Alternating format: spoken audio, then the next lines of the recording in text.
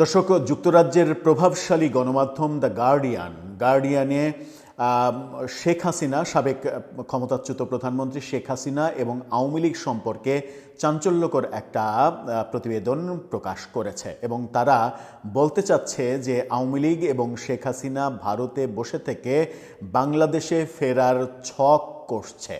কিভাবে, কোন পথে, কোন উপায়ে বাংলাদেশে ফেরা যায়, কত দ্রুত ফেরা যায়, সেই ফেরার উপায়গুলো তারা খাতা কলমে হিসাব নিকাশ করতে ব্যস্ত। যদি সেটা সত্যই হয় তাহলে কি আওয়ামী লীগের ফেরাটা কিংবা আওয়ামী লীগের নেতাদের ফেরাটা খুব শীঘ্রই হবে? নির্বাচনের প্রাক্কালে তারা এই ছক কষাকষির কাজটা করছে কেন? নির্বাচনের আরও ৮ দিন বাকি রয়েছে।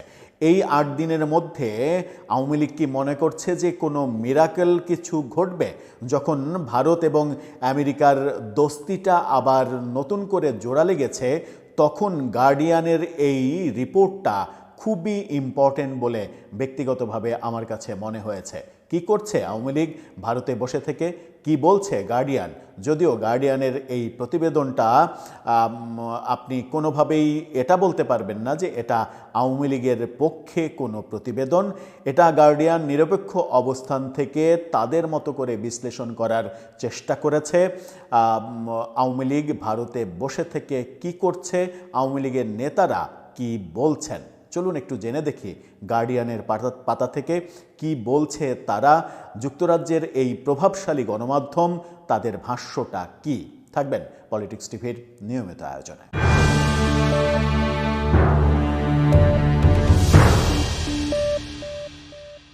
দর্শক, বলছিলাম যুক্তরাজ্যের প্রভাবশালী গণমাধ্যম দ্য গার্ডিয়ানের প্রতিবেদন, আওয়ামী লীগ এবং শেখ হাসিনাকে নিয়ে যে প্রতিবেদন, আওয়ামী লীগের ছক কষা ভারতে বসে থেকে, সেটা নিয়ে তারা গার্ডিয়ানের শিরোনামটা দেখে নিন। শেখ হাসিনার ভাষণরত একটা ছবি দিয়ে তারা বলছে the exiled Awami League members plotting a political comeback in Bangladesh from India. সেখানে খুব একটা ভালো ভাষা তারা প্রয়োগ করেনি। তারা বলছে নির্বাসিত আওয়ামী লীগের সদস্যরা বাংলাদেশে রাজনৈতিক প্রত্যাবর্তনের ষড়যন্ত্র করছেন ভারত থেকে। অর্থাৎ এটাকে ষড়যন্ত্র হিসেবে দেখছে গার্ডিয়ান। কিন্তু ভেতরের রিপোর্টে কিভাবে তারা ছক করছে, কোন উপায়ে তারা বাংলাদেশে ফিরতে পারে, সেই পরিকল্পনা তারা করছে, তেমনটা বলছে গার্ডিয়ান। কি বলছে তারা? ভারতের রাজধানী দিল্লিতে কঠোর নিরাপত্তায় ঘেরা একটি গোপন আশ্রয়স্থল থেকে শেখ হাসিনা দিনের বেশিরভাগ সময় দলীয় ও বাংলাদেশে থাকা নেতাকর্মীদের সঙ্গে ভার্চুয়াল বৈঠক করছেন। তার এসব রাজনৈতিক কর্মকাণ্ড ভারত সরকারের কড়া নজরদারির মধ্যেই পরিচালিত হচ্ছে।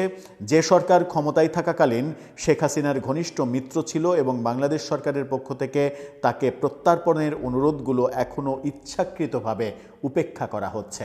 অর্থাৎ বাংলাদেশের যে শেখ হাসিনাকে ফেরত চাওয়া, সেই ফেরত চাওয়ার এগেনস্টে ভারত কোনো ধরনের কোনো সাড়া দিচ্ছে না, সেটাই গার্ডিয়ান বলছে।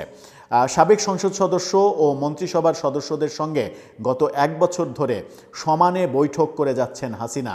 তারা কলকাতা থেকে নয়াদিল্লি গিয়ে সরাসরি হাসিনার সঙ্গে বৈঠকে অংশ নিয়েছেন, যেখানে দলীয় কৌশল নিয়ে আলোচনা হয়েছে। তাদের মধ্যে ছিলেন আওয়ামী লীগের ছাত্র সংগঠন ছাত্রলীগের সভাপতি সাদ্দাম হোসেন।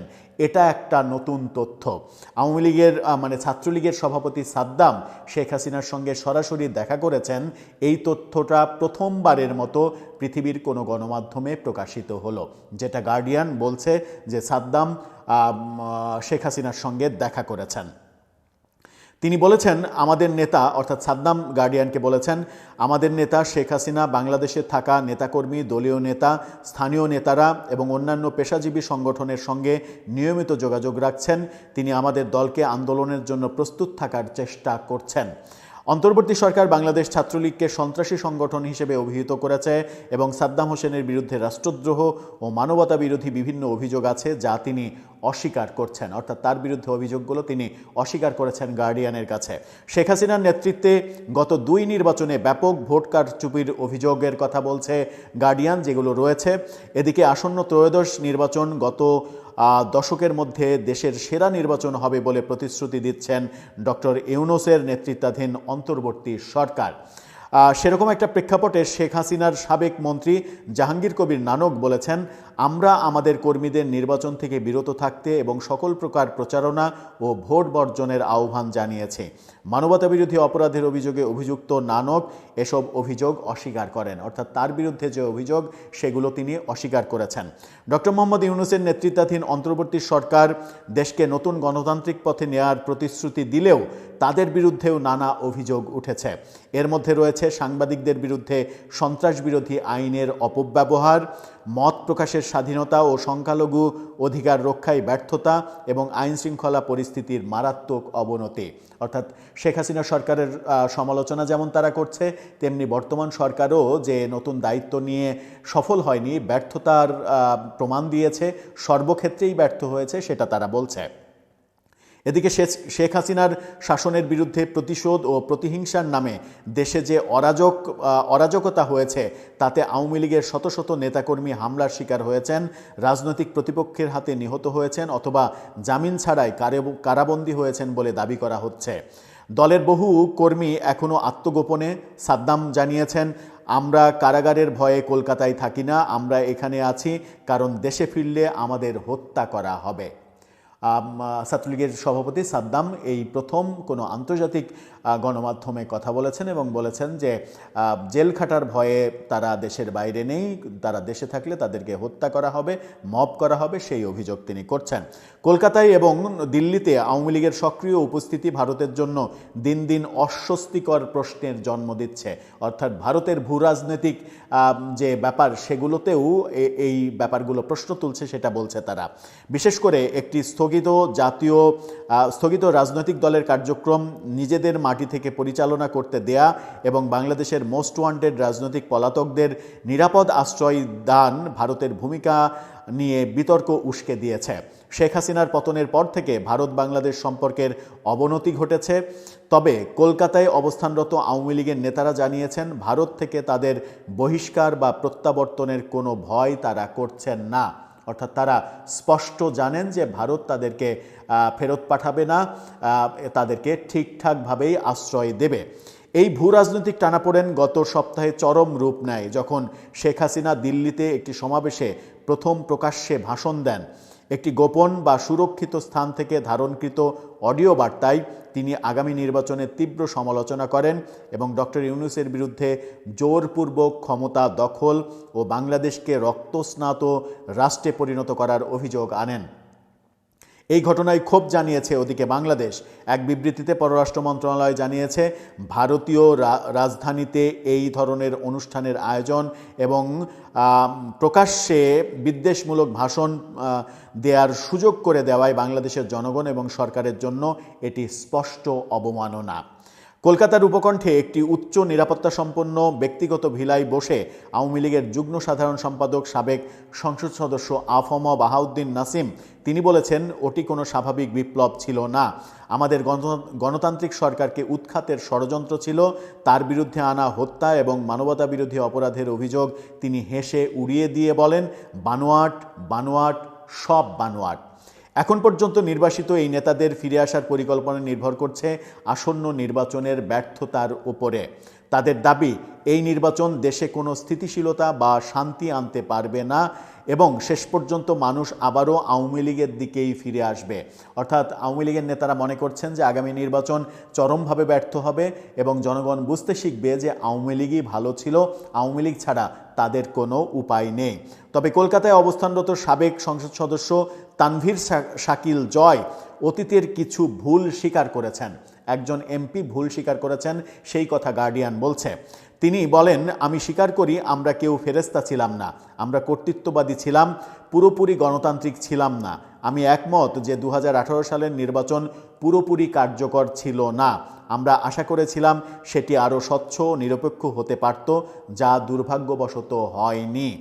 দুর্নীতি ও অর্থ পাচারের প্রসঙ্গে তিনি অনিয়মের কথা স্বীকার করে বলেন, নিশ্চয়ই কিছু অনিয়ম ছিল, এমন কিছু আর্থিক লেনদেন হয়েছে যা হওয়া উচিত ছিল না এবং তার দায় আমাদের নিতেই হবে। তবে শেখ হাসিনার 15 বছরের শাসনামলে রাষ্ট্রীয় কোষাগার থেকে আনুমানিক $200 কোটি পাচারের অভিযোগ তিনি অস্বীকার করেন। বেশ কিছু ব্যাপার স্বীকার করেছেন, কিন্তু এটা তিনি অস্বীকার করছেন যে শেখ হাসিনার তহবিল থেকে কোনো টাকা পাচার করা হয়নি। কলকাতায় অবস্থানরত অন্যদের মতো জয়ও বিশ্বাস করেন তাদের এই নির্বাসন দীর্ঘস্থায়ী হবে না, যদিও তিনি জানেন যে দেশে ফিরলে তাকে হয়তো কারাবরণ করতে হবে। তিনি বলেন, বর্তমানে আমাদের পরিস্থিতি খুবই ভয়াবহ, তবে আমি মনে করি না এই অবস্থা খুব বেশি দিন থাকবে। অর্থাৎ এই তানভীর শাকিল জয় তিনি স্বীকার করছেন যে আমাদের কিছু ভুল ছিল, 2018 নির্বাচন ঠিকঠাকভাবে হয়নি। 2018 নির্বাচনের কথা তিনি যখন বলছেন তখন 2014-24-এর কথাও আসবে। এগুলো ঠিকঠাকভাবে হয়নি। এই ব্যাপারগুলো আমার মনে হয় যে আওয়ামী লীগের সর্বোচ্চ পর্যায় থেকে আস্তে আস্তে স্বীকার করা উচিত। তবে একটা নতুন তথ্য এখানে আসছে এবং সেই তথ্যটা একটা অনেক বড় ইঙ্গিত দেয়। সেটা হচ্ছে নিষিদ্ধ ঘোষিত যে সংগঠন ছাত্রলীগ, তার সভাপতি সাদ্দাম হোসেন তিনি শেখ হাসিনার সঙ্গে দেখা করেছেন সশরীরে।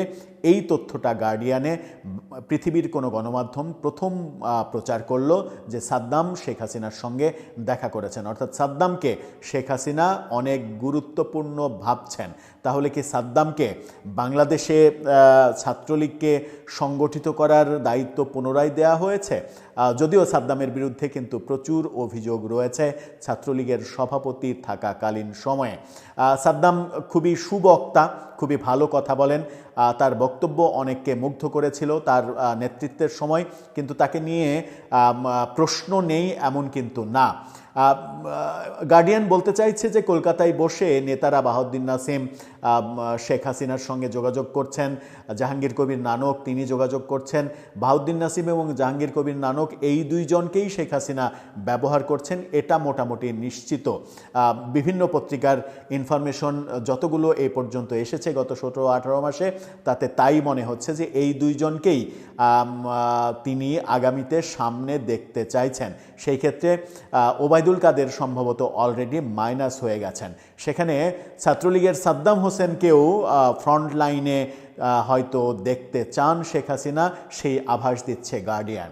এখন কলকাতায় বসে কিংবা দিল্লিতে বসে আওয়ামী লীগ যেটা করছে সেখানে একটা ইনফরমেশন রয়েছে, সেটা হচ্ছে তারা অপেক্ষা করছে এই নির্বাচনের। এই নির্বাচন যতটা ব্যর্থ হবে, এই নির্বাচনের ব্যর্থতার যে মধু, যে ফল, সেটা আওয়ামী লীগের ঘরে যাবে। সেই অপেক্ষায় তারা রয়েছে যে নির্বাচন ব্যর্থ হবে, নির্বাচনের ফলে যে সরকার আসবে সেই সরকার দুর্বল সরকার হবে এবং তারা আওয়ামী লীগকে রাজনীতি করতে দিতে বাধ্য হবে এক সময় এবং তারা খুব দ্রুতই রাজনীতিতে ফিরে আসবে। তারা রাজনীতিতে ফিরে আসবে, এটা সত্য, সহজ সত্য কথা। কিন্তু শেখ হাসিনা কি ফিরতে পারবেন? শেখ হাসিনার ফেরার মতো অবস্থা কি আদৌ বাংলাদেশে তৈরি হওয়ার সম্ভাবনা রয়েছে? কিংবা কোনো রাজনৈতিক দল যারাই ক্ষমতায় যাক, কেউই কি শেখ হাসিনাকে গ্রহণ করতে চাইবেন? কিংবা বাংলাদেশের পরিবর্তিত যে রাজনীতি, সেই রাজনীতিতে আওয়ামী লীগকে শেখ পরিবারের নেতৃত্বেই বা দেখতে চাইবেন কেউ? শোনা যাচ্ছে জয়ই পরবর্তী নেতৃত্বে আসছেন আওয়ামী লীগের। সেই ক্ষেত্রে জয়ের নামেও অনেক অভিযোগ, অনেক মামলা রয়েছে বাংলাদেশের আদালতে, সেগুলোর কি হবে? সব মিলিয়ে ব্যাপারগুলো এখনই পরিষ্কার করে বলা যাচ্ছে না বোধহয়। দর্শক, আপনি কিছু বুঝতে পারছেন? জানলে জানিয়ে লিখতে পারেন আমাদের কমেন্ট বক্সে।